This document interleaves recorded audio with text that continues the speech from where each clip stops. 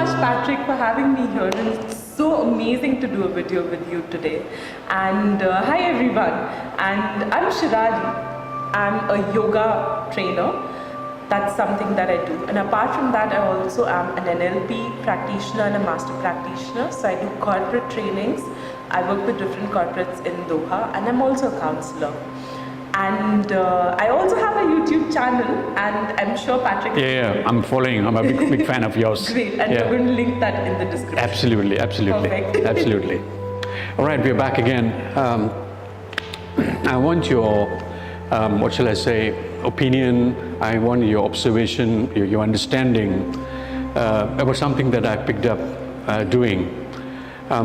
Before I begin, let me explain to them. Before I begin any work, whether it is on a canvas or a paper or on my metal panels that I'm going to be working with my gems and jewels, what I do is I surrender myself and I place my hand over the canvas or the metal piece or the paper that I'm using, and I kind of close my eyes and kind of bless the piece that I'm going to work on. I bless the tools that I'm going to be working on, to paint. And nobody taught me this, just that I developed it and I found it. And when I place my hand over this, in 1 or 2 minutes time, I can feel the heat developing in my hand, and I totally surrender to the universe. And basically what I say is, you lead me on. I just hold a brush. So therefore, I started blessing my work, and sometimes, many a times when the work is finished, I looked at myself and I look at my work and I say, did I do that? So basically, I feel good when I surrender and I let the universe assist me, or I assisting the universe in creating the work. So back to say, what is your observation? What is your understanding of what I'm doing? Am I crazy? I'm nuts to do this? Go on. You're absolutely not crazy. So even in yoga, before we start our class and when we end our class, we surrender ourselves. Really? Absolutely. Okay. So that's the first thing that we do. When we get in, as a teacher, when I walk into a class, I surrender myself. I surrender myself completely to what is going to happen in this present moment. And when I end the class also, I surrender myself and I say, thank you so much for everything that has happened today, and thank you so much. I do my gratitude.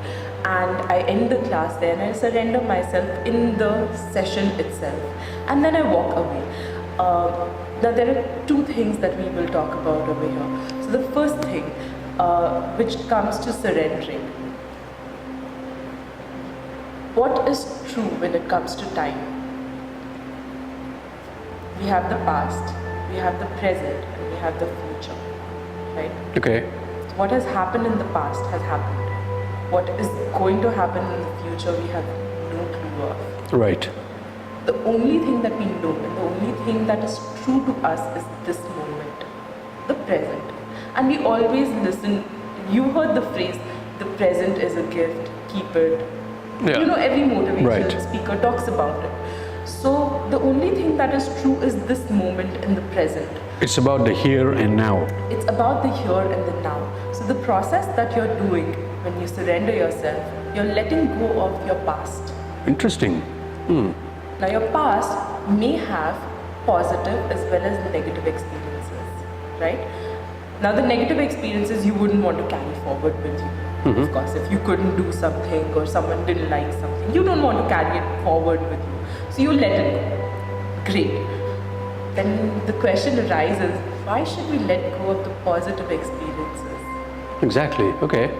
Right. Isn't that what comes to your head? Yeah. Why should you let go? Because the positive experiences were great. I should carry it forward with me. But no, what happens is if you carry forward the positive experience with you, from the creative aspect, I'm just talking about that right now. From the creative aspect, if you carry that experience with you, you're going to replicate what you had done in the past. There are no new experiences. There is no new experience that is going to come into your work. Right. So if you let go of the positive experience also and you start with a blank slate, you're going to come up with new ideas, new experiences, and that is creativity. Brilliant. And the second, you want to say? No, go ahead. So the second aspect, when you said you feel the heat on Correct. the palms, Right. So when we talk about yoga, we talk about energy. We always feel energy. Interesting. Yeah? So when I end my session, every session, you'll see most yoga trainers do this. We rub our palms together, we feel that heat, we generate the heat in our palms. Right. And then we take the palms to our eyes. And then we open our eyes and our palms after meditation and we release our hands. Why do we do that? Our palms have healing power, healing energy. So when you're blessing your tools and when you're blessing your canvas, you're actually healing your tools and canvas from any energy which was not required by them. Brilliant. Because again, when you go into like the divine world, it can be Reiki, it can be yoga. I was listening to a Reiki healer. He was talking about the same thing a few days back, and we talk about everything. Even this floor has life, and even this floor has energy to it. That bottle has energy. Our phones have energy. Everything has energy to it. So, and the energy can be positive or negative. So when you heal your equipment or your tools, you're actually releasing the energy. So I would suggest not only when it comes to, like painters and people who do the painting work like Patric does, that people who also use cameras to record, bless your camera. Interesting. Use that energy to bless your camera. Use that energy to bless whatever you do, and you would see a difference. So a clearing statement that I would say, and this is something I've learned from Access Consciousness, I'll just give you a gist of it.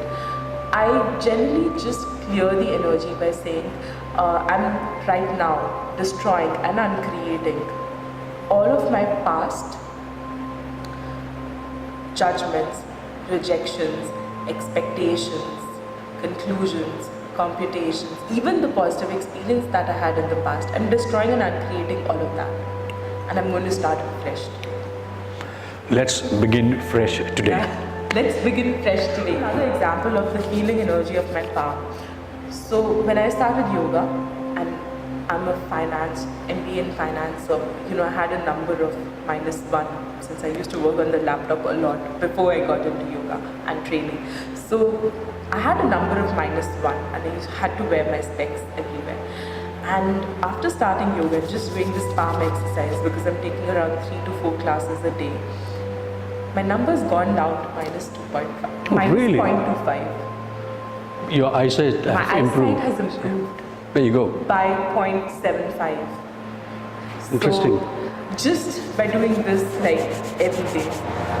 So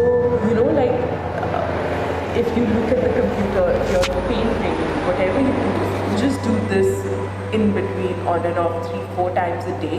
It's really going to help you. Or even start your day with this. Like Sadhguru, one of the biggest yogis that I follow, he suggests that just rub your palms together and start your day with that, and that will just change. Thank you so much for the tip. I'm going to be following that. Yeah. And maybe in the next 4 or 5 weeks when I meet you, I'll be reading and without my glasses on. So Let's stay tuned. Stay tuned. All right. Hope you're having a good time, and thank you so much for being with us. I hope you've enjoyed listening to her speak. And if you want to know more about her work in yoga, you can go to her YouTube channel in the description I've given below, and keep following her, keep watching her videos, and you and I are going to benefit a lot. And we're going to do a video with Patric. Anyways, we'll start from there. And we're going to do a video with Patric on my channel, where Patric is going to do some yoga with me for the creative people. Yes, I'm going to be doing that, and one of these days we're going to be recording of me doing yoga in her studio. Absolutely. So once that is done, we link that also. All right. Ciao for now.